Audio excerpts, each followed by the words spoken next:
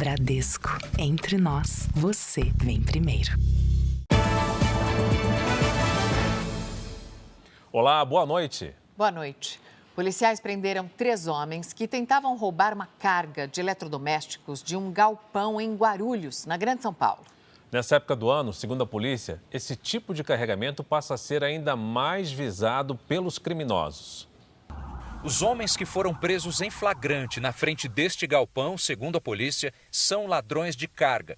Os 3 foram detidos depois de tentarem roubar ontem à noite uma transportadora em Guarulhos, na Grande São Paulo. Eles mantiveram 2 funcionários como reféns até se entregarem.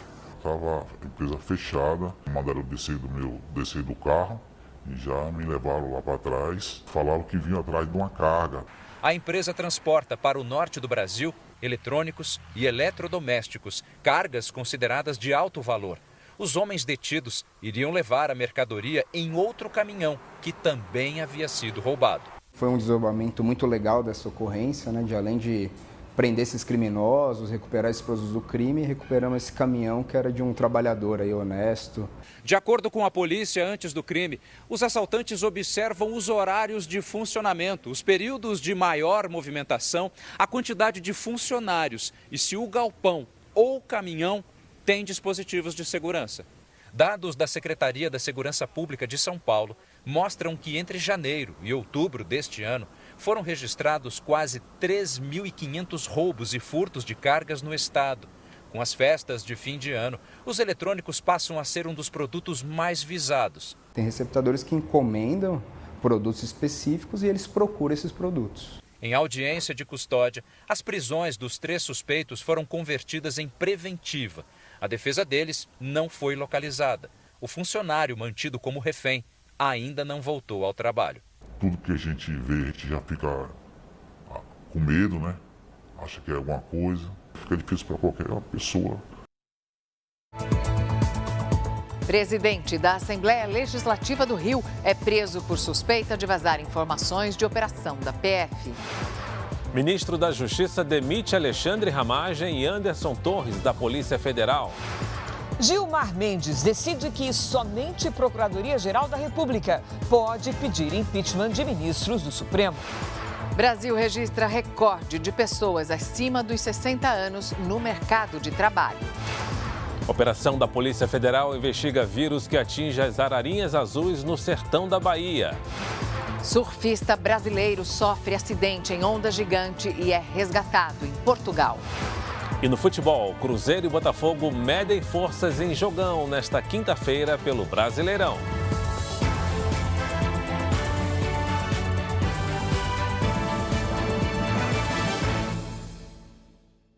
Oferecimento: Bradesco, fuja de cilada financeira.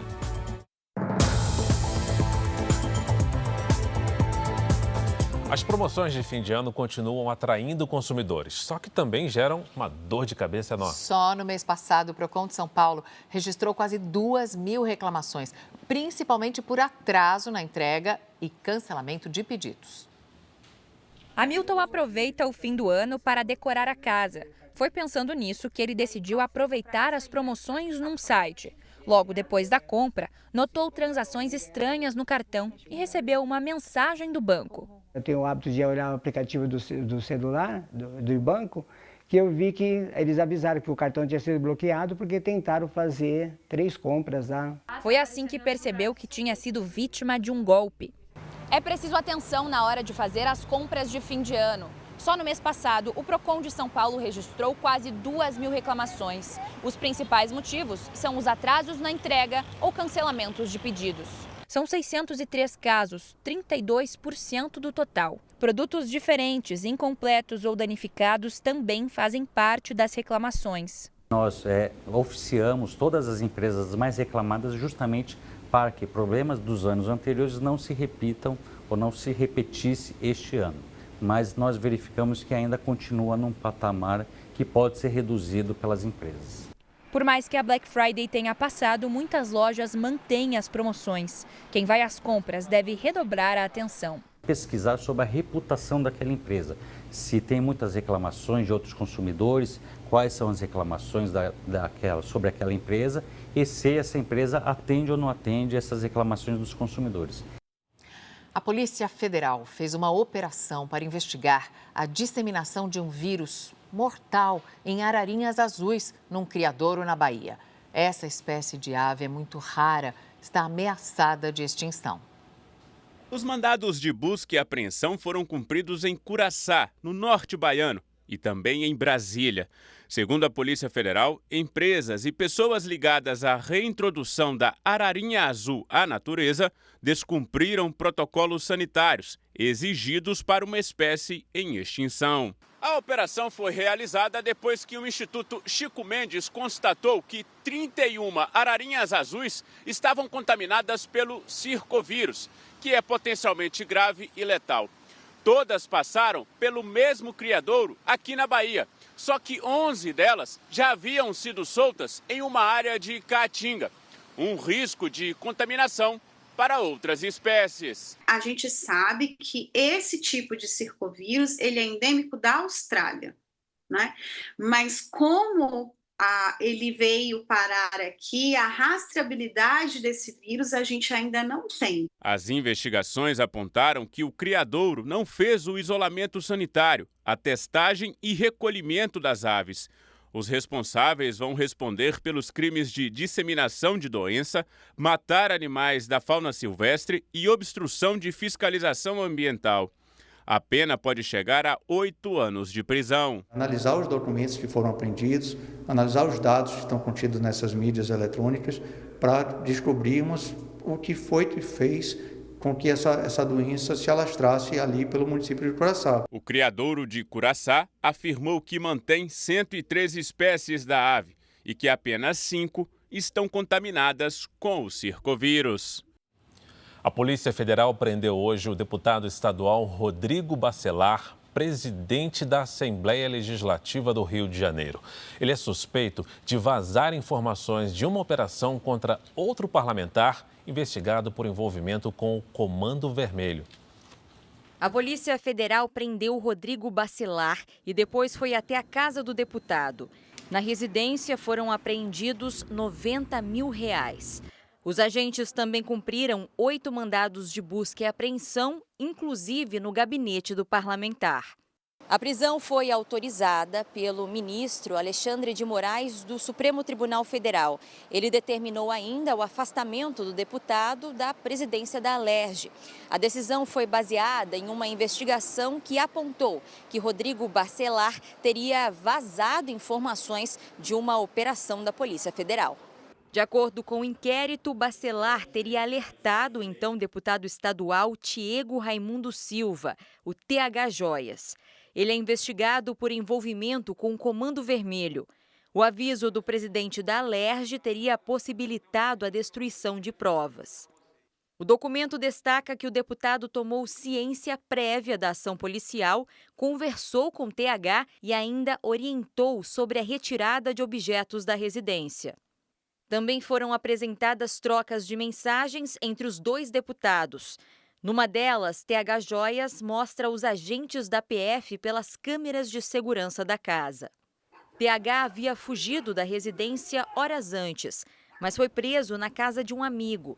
Ele foi expulso do MDB. Hoje, TH Joias foi convocado a depor pela Polícia Federal, mas permaneceu em silêncio. A defesa dele nega qualquer tipo de ajuda. Não temos ciência disso. O contato que ele tinha com o Rodrigo era um contato urbano, era um contato como um colega de parlamento. Rodrigo Bacelar é de Campos dos Goitacazes, no norte fluminense. Tem 45 anos e é advogado tributarista.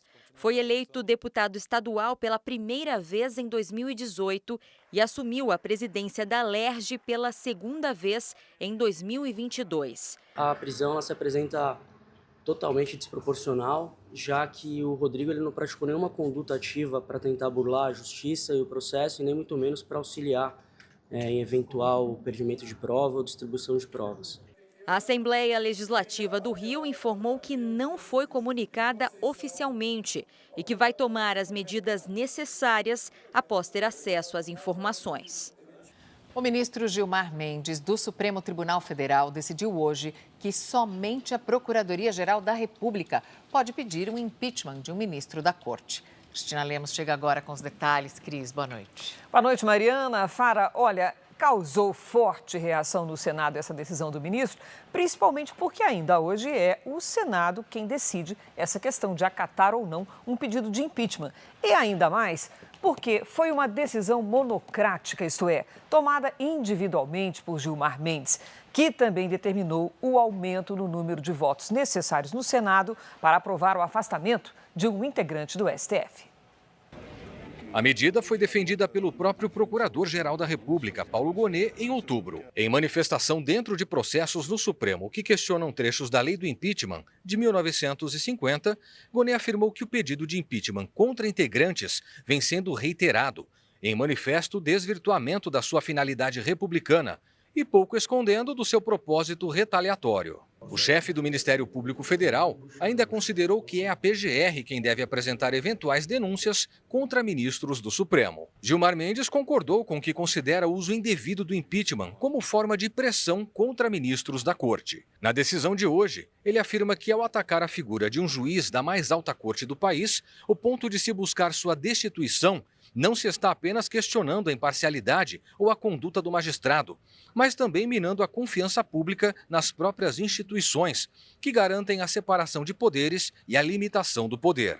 O ministro reiterou a manifestação da PGR de que o chefe do Ministério Público da União, na condição de fiscal da ordem jurídica, possui capacidade para avaliar, sob a perspectiva estritamente jurídica, a existência de elementos concretos que justifiquem o início de um procedimento de impeachment. Gilmar Mendes determinou ainda que o processo de afastamento de um ministro do STF pelo Senado só pode ser aprovado por 2/3 dos votos, ou seja, 54 dos 81 senadores, e não mais maioria simples de 42 votos, como prevê a legislação atual. O ministro defende que o quórum reduzido afeta garantias constitucionais da magistratura e enfraquece a autonomia do judiciário. O plenário do Supremo vai decidir se confirma ou não a decisão de Gilmar Mendes em julgamento do plenário virtual do STF, entre os dias 12 e 19 de dezembro. Vale lembrar que a decisão do ministro Gilmar Mendes é liminar e será submetida aos demais ministros em plenário virtual. Agora, a reação a essa decisão foi imediata entre os parlamentares. O presidente do Congresso foi cobrado pelos colegas e respondeu à decisão que retira prerrogativas do parlamento. Davi Alcolumbre leu uma nota no plenário do Senado. Esta casa e a sua presidência nutrem profundo respeito institucional ao Supremo Tribunal Federal. Também é que, nesta relação, haja reciprocidade efetiva. Somente uma alteração legislativa seria capaz de rever os conceitos puramente legais. Alcolumbre também se posicionou pelo fim das decisões monocráticas de apenas um ministro do Supremo. Não é, no mínimo, razoável que uma lei votada em 2 casas legislativas e sancionadas pelo presidente da República seja revista pela decisão de um único ministro do Supremo Tribunal Federal. O líder do MDB, senador Eduardo Braga, pediu que o plenário do STF mude a decisão anunciada. Eu quero também fazer um apelo à Suprema Corte do nosso país. Que este princípio fundamental da democracia, a harmonia e a independência dos poderes, que possa ser restabelecido a tempo de nós podermos evitar uma crise institucional profunda que trinque um cristal que não pode ser trincado. A oposição convocou uma entrevista coletiva. O ato confere uma proteção absoluta e retira o direito de qualquer brasileiro em denunciar os crimes de responsabilidade dos ministros do Supremo. O que nós estamos observando agora é que há uma clara tentativa de blindagem de um poder, como se este poder estivesse acima da lei. O Partido Novo e parlamentares apresentaram pelo menos 3 propostas de emenda à Constituição para devolver ao Senado a atribuição de abrir e julgar processos de impeachment contra ministros do Supremo. Integrantes do governo também se posicionaram contra a decisão. Atualmente existem 78 pedidos de impeachment de ministros do Supremo aqui no Senado. O presidente da Casa, Davi Alcolumbre, sempre sinalizou que não levaria esses processos adiante. E na história nunca houve um processo de impedimento contra integrantes da Suprema Corte. Mas a oposição fala abertamente em eleger a maioria de senadores nas eleições do ano que vem, para afastar da função o ministro Alexandre de Moraes, relator da ação da trama golpista. O senador Alessandro Vieira entregou o relatório do projeto de lei antifacção. Ele propôs mudanças no texto aprovado pela Câmara. O relatório foi lido pelo senador Alessandro Vieira na Comissão de Constituição e Justiça do Senado, mas a votação foi adiada para a semana que vem. Vieira elogiou o projeto apresentado pelo deputado Guilherme Derrite, do PP de São Paulo, e que foi aprovado na Câmara, mas fez alterações. Uma das principais mudanças está no financiamento do combate ao crime organizado. O senador incluiu que o Executivo apresente em até 180 dias propostas de regulamentação de todos os fundos federais para as forças de segurança pública. Outra mudança equipara a milícia privada à facção criminosa. O projeto endurece penas para crimes com armas de guerra e permite bloqueio mais rápido de bens, além de autorizar a venda antecipada de bens apreendidos. Se eu financiar adequadamente, eu tiver integração no combate ao crime, aí sim eu faço a asfixia da facção. Eu aumento o custo para ser criminoso, eu aumento o custo de ser faccionado. O texto apresentado pelo senador Alessandro Vieira resgata propostas do projeto enviado pelo governo ao Congresso e que foi alterado na Câmara. Por isso, o relatório foi bem recebido pelo Palácio do Planalto. O desafio agora é conseguir aprovar essas mudanças no Senado. Eu acho que o projeto está altamente satisfatório, tem um elevadíssimo nível técnico. O combate ao crime organizado ainda pode ganhar reforço internacional. Hoje, o ministro Fernando Haddad disse que os Estados Unidos pediram documentos sobre facções no Brasil para monitorar ramificações em outros países. A Receita Federal está providenciando a tradução dos documentos já desde a reunião feita com o presidente na segunda-feira, lembrando que a operação aconteceu na quinta da semana passada, então nós estamos a menos de uma semana, né, da operação, e esses desdobramentos já estão acontecendo numa velocidade recorde. O Ministério da Justiça demitiu hoje Alexandre Ramagem e Anderson Torres dos cargos de delegados da Polícia Federal. A portaria foi assinada pelo ministro Ricardo Lewandowski. Os dois foram condenados pelo Supremo Tribunal Federal por tentativa de golpe de Estado. O deputado Alexandre Ramagem recebeu pena de 16 anos de prisão e fugiu para os Estados Unidos. O ex-ministro da Justiça, Anderson Torres, cumpre pena de 24 anos de reclusão em Brasília. A defesa de Alexandre Ramagem entrou com recurso no Supremo, pedindo absolvição com base no voto do ministro Luiz Fux. Os advogados de Anderson Torres decidiram que não vão recorrer. O caso foi encerrado pelo Supremo há 8 dias. Mariana, Fara. Obrigado, Cris. O Brasil registrou o menor nível de pobreza desde 2012.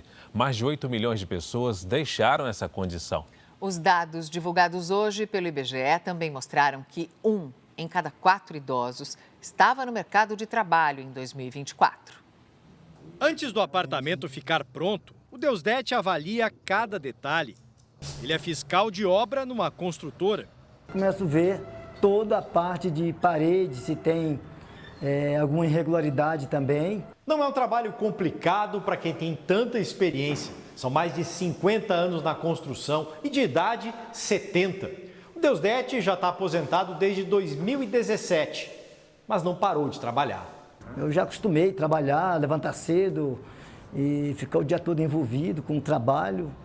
E isso faz muito bem para a minha saúde. Por outro lado, financeiramente, né, a gente precisa estar sempre tendo um reforço maior, né? A síntese de indicadores sociais divulgada hoje pelo IBGE aponta que 1 em cada 4 idosos brasileiros estava trabalhando em 2024.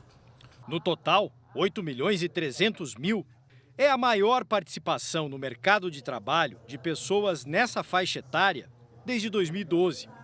Movimento que acompanhou o aquecimento do emprego em geral. A ocupação cresceu e chegou a 58,6%, resultado recorde. Mas a proporção de pessoas em atividades informais se manteve acima de 40%. Foi um motivo, junto com o aumento dos programas sociais, para a redução da pobreza no país, que caiu em um ano de 27,3% para 23,1% da população, o que representa 8 milhões e 600 mil pessoas. E a parcela de brasileiros na extrema pobreza diminuiu de 4,4% para 3,5%, o equivalente a quase 2 milhões de pessoas. A desigualdade diminuiu de 0,517 para 0,504. Quanto mais perto de zero, melhor é a distribuição de renda no país. Esse ainda é um grande problema do Brasil. A gente percebe que a pobreza ela é mais incidente entre as pessoas pretas e pardas. Então, há um desafio bastante grande no Brasil quando a gente observa a leitura desses indicadores. Os próximos dias vão ser de muita chuva em grande parte do país. É hora da gente falar com a Giovana Rizardo. Olá, Giovana, conta pra gente qual é o motivo dessa chuvarada toda. A zona de convergência do Atlântico Sul, Fara, e eu explico. Boa noite para você, boa noite, Mariana. E uma ótima noite para você. Esse sistema tem um apelido, Zacas.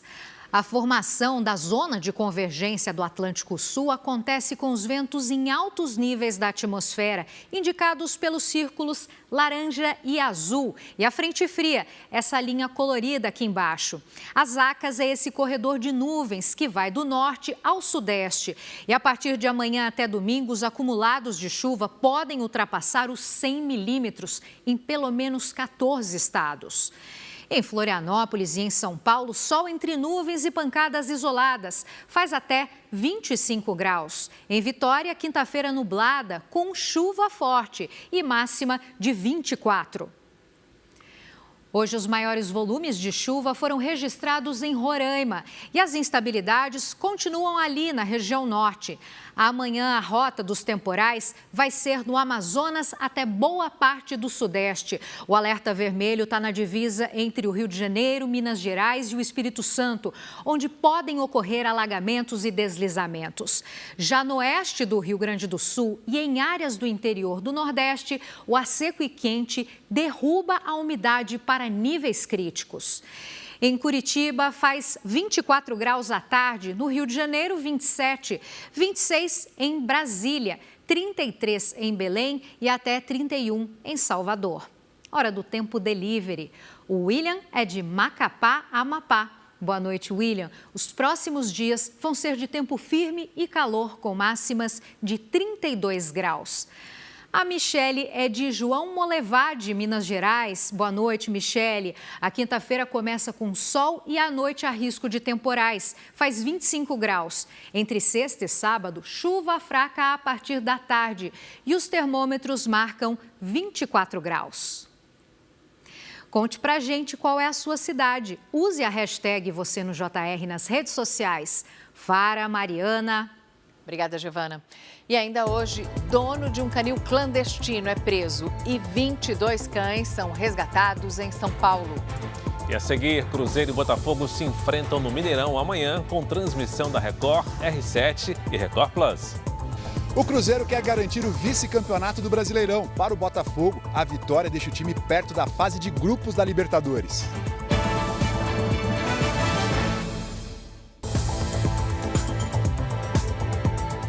Olha, tem muito em disputa na penúltima rodada do Brasileirão, do título do campeonato ao rebaixamento. Tem briga também pela vaga na Libertadores. Amanhã tem Cruzeiro e Botafogo ao vivo aqui na Record. E a Paloma Totti está com a gente, vai falar sobre essa partida. Paloma, boa noite. Boa noite para vocês, boa noite para você. O Cruzeiro pode até ser vice-campeão brasileiro e defende uma invencibilidade de 9 anos nesse duelo.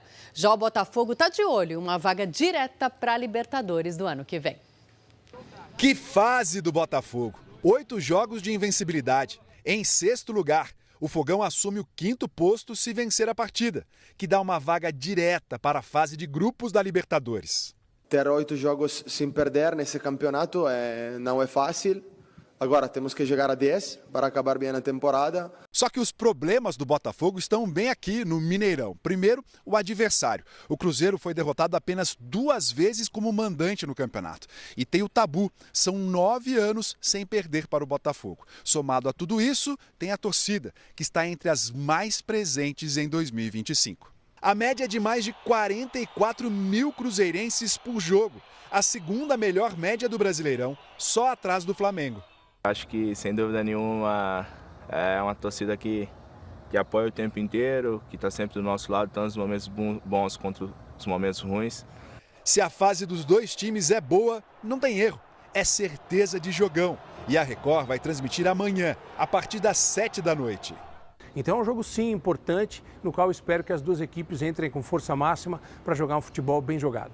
E amanhã, a Record, o R7 e o Record Plus vão transmitir Cruzeiro e Botafogo ao vivo, a partir das 7 da noite. Mariana, Fara. Obrigada, Paloma. Veja ainda hoje, um curto-circuito teria provocado um incêndio que destruiu 28 lojas na Ceasa do Rio de Janeiro. E a seguir, Donald Trump diz que operações por terra contra o tráfico de drogas vão começar em breve. Presidente americano afirma que os Estados Unidos já sabem as rotas e onde as drogas são fabricadas. –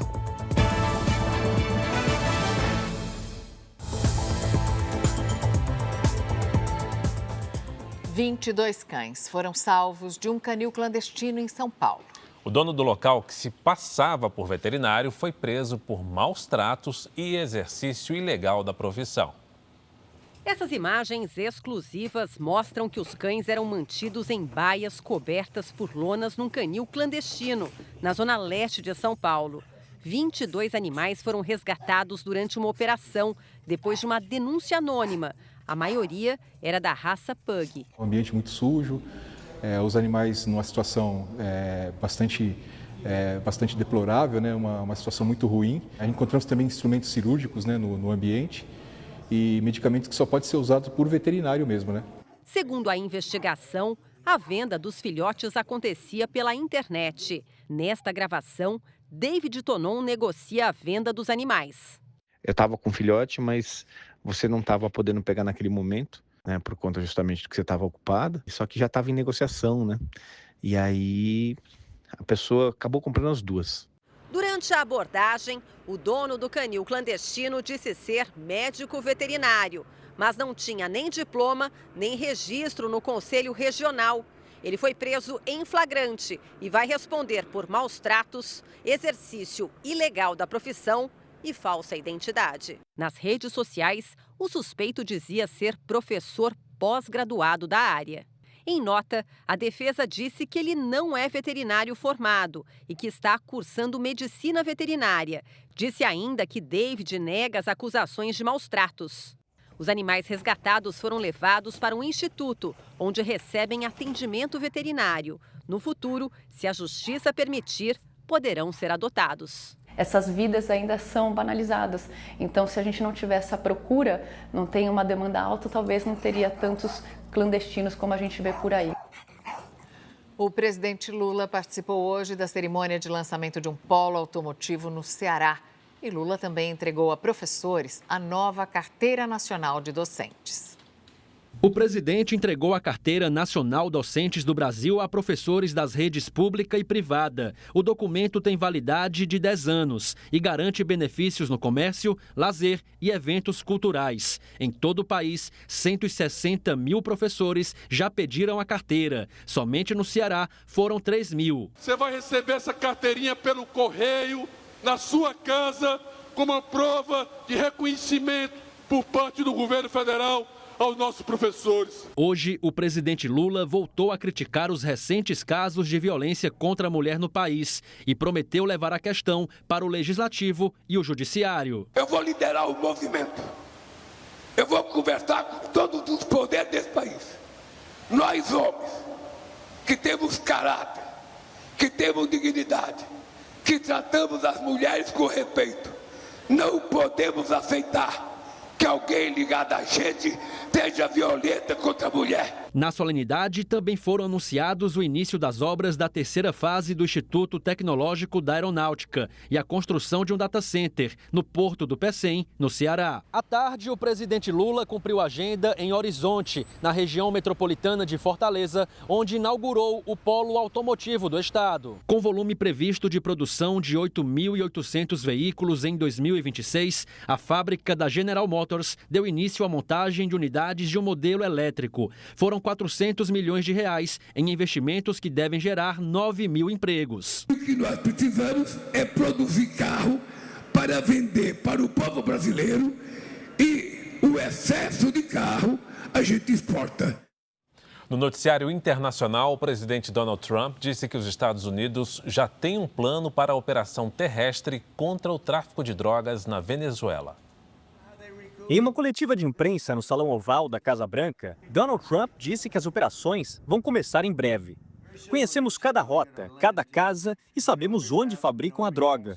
Sabemos também onde montam tudo e acho que vocês verão isso em terra firme, afirmou o presidente. Trump também foi questionado se a pressão sobre o presidente da Venezuela, Nicolás Maduro, estava funcionando. Não se trata de uma campanha de pressão, é muito mais do que isso. Desde setembro, os Estados Unidos realizam uma operação militar no Mar do Caribe que já destruiu 21 barcos e deixou mais de 80 mortos. Donald Trump acusa a Venezuela de servir como rota do tráfico internacional de fentanil, um opioide sintético altamente viciante. Autoridades afirmam que cerca de 50 mil pessoas morreram nos Estados Unidos no ano passado por causa da droga. O Departamento do Tesouro também aplicou sanções a integrantes de uma suposta rede de lavagem de dinheiro ligada à organização criminosa venezuelana Tren de Aragua. O governo americano classificou os criminosos como organização terrorista internacional. Hoje, um voo vindo do México, com 304 venezuelanos deportados dos Estados Unidos, chegou ao aeroporto internacional perto de Caracas. A Rússia afirmou que o presidente Vladimir Putin aceitou alguns termos da proposta dos Estados Unidos para acabar com a guerra contra a Ucrânia. O porta-voz do governo russo disse que, apesar de ter rejeitado certos pontos do plano, Moscou pretende seguir com as conversas. Os enviados de Donald Trump deixaram hoje a Rússia, depois de se reunirem com Putin. O presidente americano afirmou que não podia revelar o resultado da negociação, mas garantiu que o líder russo também quer o fim da guerra. Amanhã, o governo americano deve se encontrar com representantes da Ucrânia no estado da Flórida. E veja a seguir, surfista brasileiro sofre acidente e é engolido por onda gigante em Portugal. E também o governo lança Plano Nacional de Combate a Fraudes Bancárias Digitais. Somente este ano foram registradas 110 mil ocorrências. A maioria dos golpes foi por meio de ligação ou mensagem por aplicativo.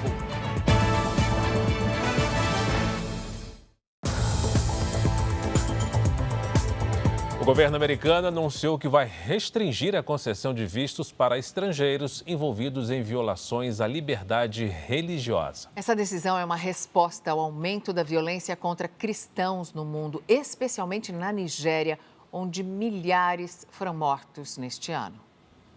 O anúncio foi feito pelo secretário de Estado Marco Rubio nas redes sociais. O chanceler americano escreveu que o governo restringirá vistos para aqueles que intencionalmente apoiam ou cometem violações da liberdade religiosa. Essa política se aplica à Nigéria e a outros governos ou indivíduos que perseguem pessoas por suas crenças, completou. Só este ano, 7 mil cristãos foram assassinados na Nigéria. Ontem, o governo Trump suspendeu os pedidos de imigração de cidadãos de 19 países, incluindo Cuba, Venezuela e Haiti. O Brasil não faz parte da lista. Segundo a imprensa americana, a restrição é provisória e valerá até que a Casa Branca defina novos critérios de verificação para imigrantes. A medida também menciona o ataque a tiros na semana passada em Washington, que matou uma militar da Guarda Nacional e deixou outro gravemente ferido. O suspeito veio do Afeganistão em 2021 e foi beneficiado por um programa de proteção especial para colaboradores do exército americano em Cabul. Outro país impactado pelas restrições é a Somália. Donald Trump afirmou hoje que não quer somalis nos Estados Unidos e classificou o país como o pior do mundo. O governo da Itália publicou um decreto que facilita a entrada de descendentes de italianos para trabalhar no país. A medida inclui o Brasil. A lei facilita a entrada de descendentes que vivem em países que formaram grandes comunidades de imigrantes da Itália. Estão na lista a Argentina, com quase 1 milhão de descendentes, Brasil, com mais de 682 mil, Estados Unidos, com mais de 241 mil, além de Austrália, Canadá, Venezuela e Uruguai. O cálculo foi feito com base nos registros de comunidades italianas residentes em países fora do continente europeu. Para obter o visto, é preciso comprovar o vínculo familiar com o imigrante italiano e também apresentar um contrato de trabalho já aprovado na Itália. O decreto acelera o processo de residência e permite solicitar a cidadania depois de 2 anos de permanência legal no país. A mudança pretende aumentar a oferta de trabalhadores estrangeiros em áreas que enfrentam falta de mão de obra no país. Antes da nova medida, a imigração de trabalhadores para a Itália era restrita a uma quantidade específica para cada país. Agora, o decreto permite o acesso fora dessas cotas. A mudança recebeu críticas por estabelecer tratamentos diferentes aos descendentes de italianos, dependendo do país de origem. O surfista brasileiro Carlos Burle foi resgatado por colegas depois de sofrer uma queda em uma onda gigante em Nazaré, Portugal. O experiente atleta de 58 anos chegou a ficar de pé na prancha, mas foi engolido pela força da onda e quase se afogou. O brasileiro Lucas Chumbo foi o primeiro a chegar para resgatar Carlos Burle. Os dois ainda precisaram da ajuda de outros surfistas para sair do mar. Burle foi levado para o hospital. Ele está em observação, mas passa bem. A Justiça da Argentina decidiu extraditar os 5 brasileiros foragidos condenados pelos atos de 8 de janeiro. A Denise Odorici acompanhou o julgamento hoje em Buenos Aires. Denise, muito boa noite. O que acontece a partir de agora? Boa noite. Os 5 réus não serão extraditados por enquanto. Eles devem permanecer presos aqui em Buenos Aires até o fim do processo. E os advogados de defesa já confirmaram que vão recorrer à Suprema Corte Argentina. Joel Borges Correa, Wellington Firmino, Joelton Guzmão Oliveira, Rodrigo de Freitas e Ana Paula de Souza participaram dos atos de 8 de janeiro de 2023 e foram condenados no Brasil pelos crimes de tentativa de abolição do Estado Democrático de Direito, golpe de Estado, dano qualificado, associação criminosa e deterioração de patrimônio público. Mas fugiram para a Argentina, onde foram presos depois da ordem de extradição expedida pelo Supremo Tribunal Federal do Brasil. As penas variam entre 13 e 17 anos de prisão. Os réus ainda tentam conseguir status de refugiados. Essa decisão cabe à Comissão Nacional para Refugiados aqui da Argentina, um órgão ligado ao gabinete de Javier Milei. Obrigado, Denise. A ministra do Meio Ambiente, Marina Silva, foi hospitalizada em Brasília com dores lombares depois de movimentar vasos de plantas em casa. E nos exames médicos foi constatada uma fratura numa vértebra da coluna. Ela foi medicada e deve receber alta ainda hoje. Um incêndio de grandes proporções destruiu 28 lojas na Ceasa do Rio de Janeiro. Pela manhã, a fumaça ainda tomava conta de um pavilhão da Central de Abastecimento do Estado na zona norte do Rio. Mais de 100 bombeiros trabalharam no combate ao fogo.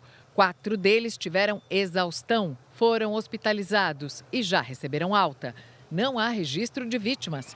Segundo testemunhas, o incêndio teria começado durante a madrugada, depois de um curto-circuito em uma loja. As chamas atingiram outros estabelecimentos que armazenavam papel, plástico e materiais inflamáveis. Imagens de uma câmera térmica mostram o galpão tomado pelo fogo. 3 pavilhões foram interditados, os outros estão funcionando normalmente e a prefeitura garantiu que não há risco de desabastecimento. E ainda no Rio, 2 suspeitos morreram e 8 foram presos numa operação da polícia contra o roubo de carros. Entre as apreensões, os agentes encontraram um veículo conhecido como Caveirão do Tráfico. O carro blindado é adaptado. Ele tem esses buracos, usados pelos criminosos para apoiar as armas e fazer disparos mais precisos. Esses veículos são utilizados nesses bondes para a tomada de territórios comandados por facções narcoterroristas rivais ou até mesmo em confrontos com a Polícia Civil e a Polícia Militar.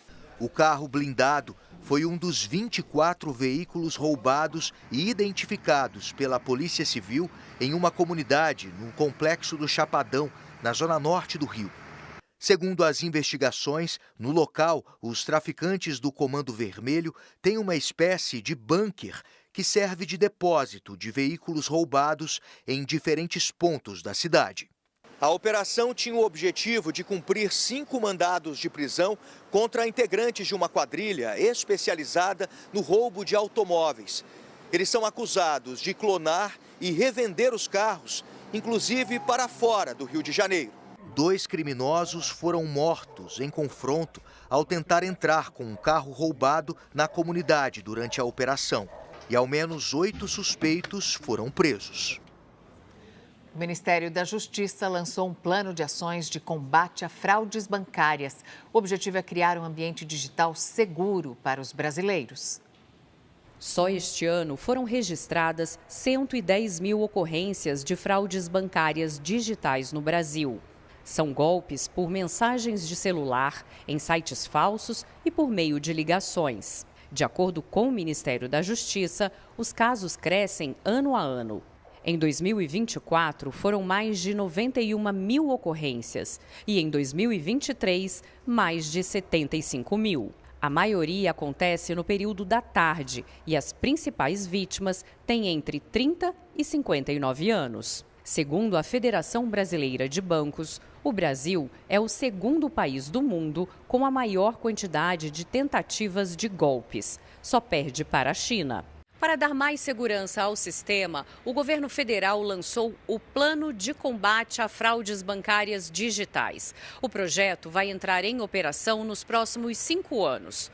Um trabalho conjunto do Ministério da Justiça com bancos e instituições financeiras. Uma das novidades é um site vinculado ao Ministério da Justiça, com informações sobre o que fazer quando for vítima de golpe no meio digital. Nós queremos conscientizar os cidadãos e as cidadãs brasileiras que esse é um fenômeno grave, é um fenômeno que causa grandes prejuízos, seja do ponto de vista individual, seja do ponto de vista sistêmico, para o próprio sistema financeiro. A maior parte das transações bancárias hoje no Brasil é feita de forma digital. Por isso, a necessidade de garantir segurança aos clientes. É imprescindível, portanto, que as pessoas e que as empresas tenham convicção absoluta de que o Estado possui força, possui competência para proteger o sistema financeiro contra fraudes e contra ataques cibernéticos.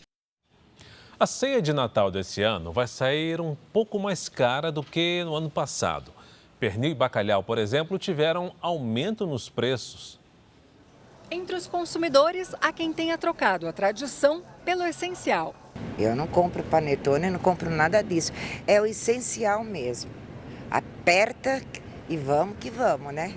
A cesta com 10 itens entre ave, panetone e pernil custa hoje R$ 351,80, segundo a Associação Brasileira de Supermercados. R$ 6,00 a mais do que em 2024. A alta é de 3,5% em relação ao ano passado, abaixo da inflação. Mas alguns produtos ainda pesam no orçamento. As proteínas típicas de fim de ano, por exemplo, continuam sendo as principais responsáveis pelo aumento. Nesse grupo, os preços variaram. Tender e pernil subiram 7%, o peru 6%, o chester 5,5% e o bacalhau teve alta de 7%. Esses produtos têm um ciclo de produção um pouco mais longa e um período de consumo curto. Muitas vezes se utiliza todo um sistema de frio, né, não só no transporte, mas também na armazenagem, e isso acaba também encarecendo um pouco. Outro produto tradicional, o panetone, também teve alta. O alívio para o consumidor veio no preço do azeite, que está em média 18% mais barato. Apesar dos aumentos, a expectativa é de crescimento de 15% nas vendas em todo o país. 48 bilhões a mais de 13º quando comparado em 2024. E grande parte desse valor, a expectativa é que isso vem para o consumo. Nos corredores dos mercados, a dica é a mesma. Só estou na base de pesquisar preços, comparando de um lugar para outro, e tem muita diferença. Tem gente metendo a faca mesmo, né? Olha, não se esqueça, amanhã, por causa do futebol, o Jornal da Record começa mais cedo, às 6h15 da noite. Logo mais, à 00:30, tem mais JR. As reportagens de hoje estão no Record Plus e em todas as nossas plataformas digitais. Você também pode acompanhar a programação da Record ao vivo e de graça no Record Plus. Fique agora com a novela Mãe e logo depois de Reis tem a prova do fazendeiro ao vivo em A Fazenda. Não perca. Uma boa noite. Excelente noite para você.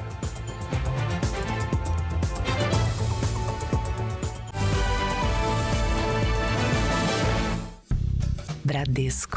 Entre nós, você vem primeiro.